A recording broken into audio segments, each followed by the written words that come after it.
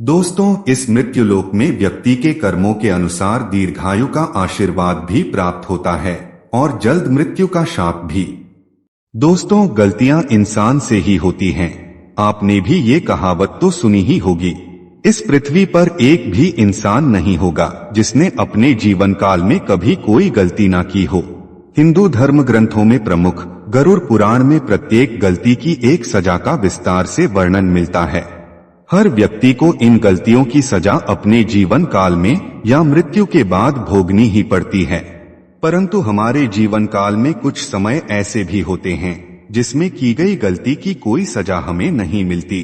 इस समय किए गए पापों के लिए यमराज भी कोई दंड नहीं देते।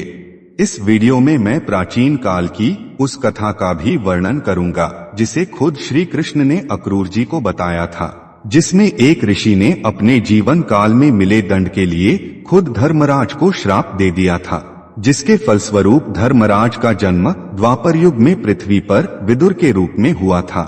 आइए दोस्तों, बिना देर किए जानते हैं कि हमारे जीवन काल में ऐसा समय कब आता है जिसमें किए गए पापों की सजा हमें नहीं भुगतनी पड़ती।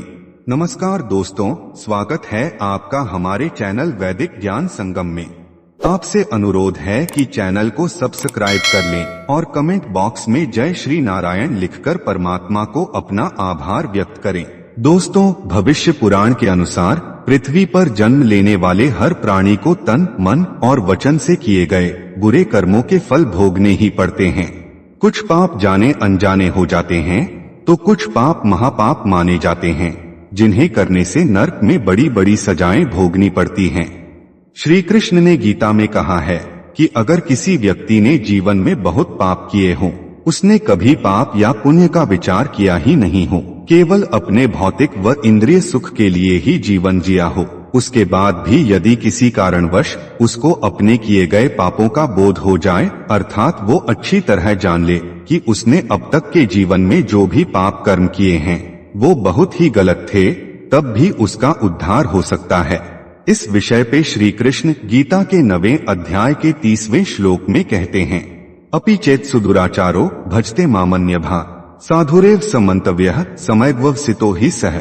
यहाँ परमेश्वर श्री कृष्ण कहते हैं कि यदि वो व्यक्ति अपने पापों का प्रायश्चित करे और दोबारा पाप ना करने का निश्चय करे और अनन्य भाव से मुझे भजना प्रारंभ करता है, तो वो मेरी नजर में साधु तथा मेरा प्रिय भक्त हो जाता है, क्योंकि उसने निश्चय कर लिया है कि मेरे समान अब उसके लिए कुछ भी हितकारी नहीं है। आइए दोस्तों, अब उस कथा के बारे में जानते हैं जिसमें इस बात का वर्णन मिलता है कि एक निश्चित आयु तक किए गए पापों का कोई प्रतिफल भोगना नहीं पड़ता। पौराणिक कथा के अनुसार एक समय में पृथ्वी पर एक मांडव नाम के ऋषि हुए। वह बहुत बड़े तपस्वी और धर्मात्मा थे। एक दिन उनके आश्रम की ओर कुछ चोर भागते हुए आए और वे ऋषि से शरण मांगने लगे। वे चोर किसी राज्य में चोरी करके भाग रहे थे और राज्य के सैनिक उनका पीछा कर रहे थे। चोरों ने कहा कि वो व्यापारी हैं और महर्षि मांडव के आश्रम में छुपने के लिए उनसे शरण मांगी।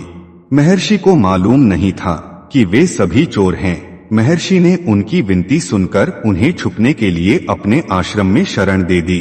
वे चोर चुराए हुए धन को छुपाकर वहां से भाग गए। चोरों का पीछा करते हुए राज्य के सैनिक ऋषि के आश्रम तक आ पहुंचे। आश्रम में सैनिकों को लूटा हुआ धन मिल गया। सैनिकों ने ऋषि को चोरों का सहयोगी समझकर पकड़ लिया और अपने साथ राजा के पास ले गए। सैनिकों ने राजा को सारी घटना बताई और राजा ने महर्षि को भी चोर मानकर सूली पर चढ़ाने की सजा सुना दी। जब महर्षि को सूली पर चढ़ाया गया तो उनकी मृत्यु नहीं हुई, परंतु इस घटना से उन्हें अपमान और शारीरिक पीड़ा सहनी पड़ी। जब राजा को पता चला कि सूली पर चढ़ने के बाद भी ऋषि को कुछ नहीं हुआ, तो राजा को एहसास हो गया कि यह कोई चोर या आम ऋषि नहीं है। तब राजा ने महर्षि मांडव से क्षमा मांगी। महर्षि ने कहा, हे राजन, तुमने केवल न्याय किया है, इसलिए मैं तुम्हें क्षमा करता हूँ, मगर उस धर्मराज को नहीं। इतना कहकर महर्षि अपने तपोबल से यमलोक को प्रस्थान कर गए और वहां पहुंचकर उन्होंने यमराज से पूछा कि हे धर्मराज, मैंने अपने जीवन में कोई भी पाप नहीं किया। मैंने सदा परमात्मा की भक्ति और धर्माचरण किया है। फिर मुझे अपमान और कष्ट क्यों भोगना पड़ा। तब धर्मराज ने ऋषि मांडव को कहा कि हे महर्षि, आपने अपने बचपन में कीट पतंगों को पकड़कर उनके पंखों में सुई चुभाया करते थे, यह उसी पाप का परिणाम था। यह सुनकर मांडव ऋषि ने धर्मराज से कहा कि धर्म शास्त्रों के अनुसार जन्म से लेकर 12 वर्ष की आयु तक बालक जो भी कर्म करता है वह पाप नहीं माना जाता, क्योंकि जन्म से लेकर इस आयु तक वह अज्ञान होता है। अतः आपसे बहुत बड़ी गलती हुई है, इसका परिणाम आपको भी भुगतना होगा। तब महर्षि मांडव ने धर्मराज को श्राप दिया कि आप भी पृथ्वी लोक पर जाकर मानव रूप में जाने अनजाने गलतियां करेंगे। आप विद्वान तो होंगे लेकिन आपकी नीति कोई नहीं मानेगा। इसी श्राप के कारण यमराज का जन्म द्वापर युग में विदुर के रूप में हुआ था। महात्मा विदुर एक महान विचारक और दूरदर्शी थे। उनकी बुद्धि अति कुशाग्र थी। अपनी इसी विशेषता के चलते वे समय से पहले ही भविष्य में होने वाली परिस्थिति के बारे में अनुमान लगा लेते थे। उनकी बुद्धिमत्ता के कारण उन्हें हस्तिनापुर का महामंत्री बनाया गया था। भगवान श्री कृष्ण उनकी बुद्धि विवेक का बहुत सम्मान करते थे।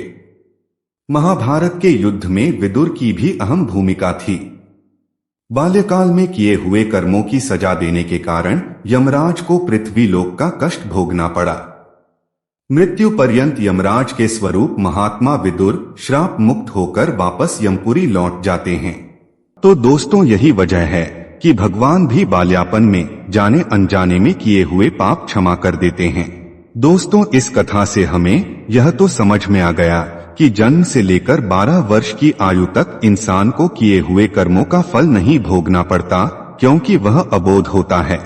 इस कारण उसके सारे कर्म माफ हो जाते हैं और फिर जब धीरे धीरे उसे ज्ञान का बोध होता है तो वह धर्म अधर्म के कर्मों से परिचित होने लगता है। प्रकृति के नियमानुसार यह मानव शरीर विशेष रूप से आत्म साक्षात्कार के लिए मिला है, जिसे कर्मयोग, ज्ञान योग या भक्ति योग में से किसी एक विधि से प्राप्त किया जा सकता है। योगियों के लिए यज्ञ संपन्न करने की कोई आवश्यकता नहीं रहती, क्योंकि वे पाप पुण्य से परे होते हैं। किंतु जो लोग इंद्रिय तृप्ति में जुटे हुए हैं, उन्हें पूर्वोक्त यज्ञ चक्र के द्वारा शुद्धिकरण की आवश्यकता रहती है। दोस्तों, उम्मीद करता हूँ कि आपको समझ आया होगा कि किस उम्र तक किया गया कोई पाप आपको नहीं लगता।